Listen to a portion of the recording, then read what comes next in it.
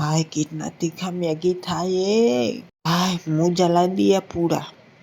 ओए ओए सुन, ये तूने मैगी जानबूझ के बनाया ना तीखा? बोल नहीं तो तेरा टकला करके यही मार डालूंगा साले, बोल। हाँ मैंने ही तीखा बनाया था, पर मुझे छोड़ दो। अरे मैं तेरा नौकर हूँ, घर पे मैं 5-5 मैगी बनाता हूँ, और मुझे छोड़ दो आप। वैसा बोलूंगा मैं? मुझे क्या नौकर बना के रखा है? निकल, नहीं तो एक चाटे में मैगी निकाल दूंगा। देख रहे हो भैया कैसे सो रहा है?